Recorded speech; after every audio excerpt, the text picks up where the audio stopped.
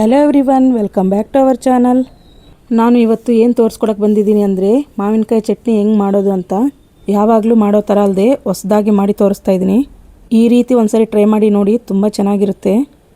ಈ ವಿಡಿಯೋನ first time ನೋಡ್ತಾ ಇರೋರು ಚಾನಲ್ನ ಸಬ್ಸ್ಕ್ರೈಬ್ ಮಾಡ್ಕೊಂಡು ನೋಡಿ, ಹಾಗೆ ಒಂದು ಲೈಕ್ ಕಮೆಂಟ್ ಹಾಕಿ ಸಪೋರ್ಟ್ ಮಾಡಿ. ಇಲ್ಲಿ ಒಂದು ಮಾವಿನಕಾಯಿ ತಗೊಂಡಿದ್ದೀನಿ, ಅದನ್ನು ಈ ರೀತಿ ಸ್ಲೈಸಾಗಿ ಕಟ್ ಮಾಡಿದ್ದೀನಿ.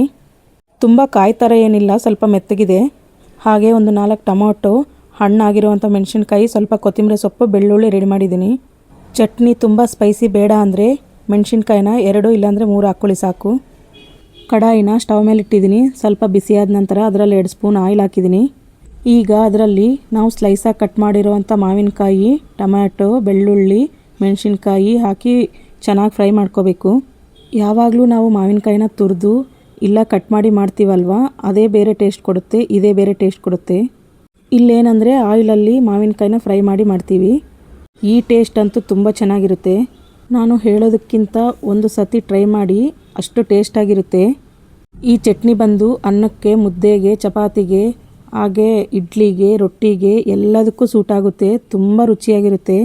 ನಮಗೆ ಯಾವಾಗಾದರೂ ಜ್ವರ ಬಂದು ಬಾಯಿ ಕೆಟ್ಟಾಗ ಇಂಥ ಚಟ್ನಿ ಮಾಡ್ಕೊಂಡು ತಿಂದರೆ ತುಂಬ ಚೆನ್ನಾಗಿರುತ್ತೆ. ಈ ಚಟ್ನಿ ಮಾಡೋದು ತುಂಬ ಸಿಂಪಲ್ ಆ್ಯಂಡ್ ಕ್ವಿಕ್ಕಾಗಿ ಮಾಡ್ಬೋದು. ಊಟಕ್ಕೆ ಬರೀ ಸಾಂಬಾರೊಂದೇ ಇದೆ, ಸೈಡ್ಗೆ ಏನೂ ಇಲ್ಲ ಅನ್ನೋ ಟೈಮಲ್ಲಿ ಈ ರೀತಿ ಚಟ್ನಿ ಮಾಡ್ಕೊಳ್ಳಿ. ನಾವು ಎಲ್ಲಾದರೂ ಔಟ್ಸೈಡ್ ಟ್ರಿಪ್ ಹೋಗಬೇಕಾದ್ರೆ ಚಪಾತಿ ಜೊತೆಗೆ ಈ ರೀತಿ ಚಟ್ನಿ ಮಾಡ್ಕೊಂಡು ಹೋದರೆ ತುಂಬ ಚೆನ್ನಾಗಿರುತ್ತೆ. ಅದು 2-3 ದಿನ ಆದರೂ ಅಳಿಸೋಗಲ್ಲ. ಈ ಚಟ್ನಿಗೆ ಒಂದು ಚೂರು ನೀರು ಸೇರಿಸಿಲ್ಲ, ಹಾಗಾಗಿ 2-3 ದಿನ ಆರಾಮಾಗಿ ಯೂಸ್ ಮಾಡ್ಬೋದು. ಇಲ್ಲಿ ಚೆನ್ನಾಗಿ ಫ್ರೈ ಆಗ್ತಿದೆ ಎಲ್ಲ.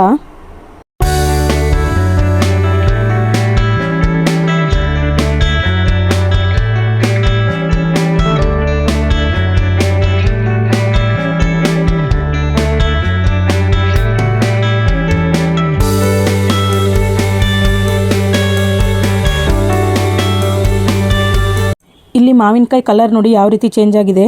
ಇನ್ನು ಟೊಮೊಟೊ ಒಂದು ಸ್ವಲ್ಪ ಫ್ರೈ ಆಗಬೇಕು. ಈಗ ಟೊಮೊಟೊ, ಮೆಣಸಿನ್ಕಾಯಿ ಎಲ್ಲ ಫ್ರೈ ಆಗಿದೆ.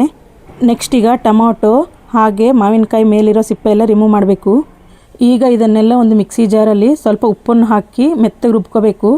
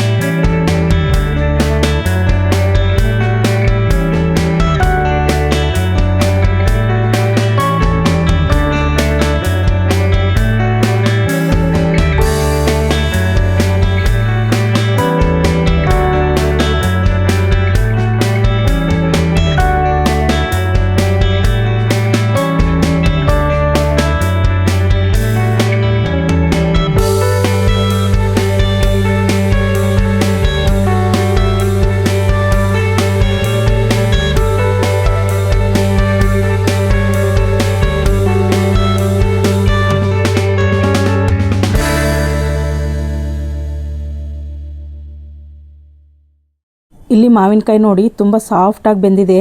ಈಗ ಇದನ್ನೆಲ್ಲ ಮಿಕ್ಸಿ ಜಾರಲ್ಲಿ ಹಾಕ್ತಾ ಇದ್ದೀನಿ, ಮೆತ್ತಗೆ ರುಬ್ಕೋಬೇಕು. ಒಂದು ಚೂರು ನೀರು ಯೂಸ್ ಮಾಡಿಲ್ಲ ನೋಡಿ. ಇನ್ನು ಚಟ್ನಿ ಜೊತೆಗೆ ಅಕ್ಕಿ ರೊಟ್ಟಿ ಮಾಡ್ತಾ ಇದ್ದೀನಿ. ಚಟ್ನಿ ಜೊತೆಗೆ ಅಕ್ಕಿ ರೊಟ್ಟಿ ಅಂತೂ ತುಂಬ ಚೆನ್ನಾಗಿ ಸೂಟಾಗಿತ್ತು. ಟೇಸ್ಟ್ ಅಂತೂ ನೆಕ್ಸ್ಟ್ ಲೆವೆಲ್ ಅಂತಲೇ ಹೇಳ್ಬೋದು. ನೋಡ್ತಾ ಇದ್ರೇ ಬಾಯಲ್ಲಿ ನೀರು ಬರ್ತಾ ಇದೆ ಅಲ್ವಾ. ಒಂದು ಸರಿ ಮಾಡಿದರೆ ಮತ್ತೆ ಮತ್ತೆ ಬೇಕನ್ನಿಸುತ್ತೆ.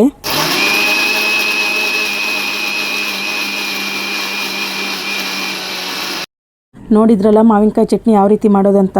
ನಿಮ್ಗೆ ಇಷ್ಟ ಆಗಿದ್ರೆ ಒಂದು ಲೈಕ್ ಮಾಡಿ, ಹಾಗೆ ನೀವೊಂದು ಸರಿ ಟ್ರೈ ಮಾಡಿ ನೋಡಿ, ಟೇಸ್ಟ್ ಹೇಗಿತ್ತಂತ ಕಮೆಂಟ್ ಮಾಡಿ. ಈಗ ಈ ಚಟ್ನಿಗೆ ಎಣ್ಣೆಯಲ್ಲಿ ಸ್ವಲ್ಪ ಸಾಸಿವೆ, ಜೀರಿಗೆ ಹಾಕಿ ಒಗ್ಗರಣೆ ಹಾಕಬೇಕು.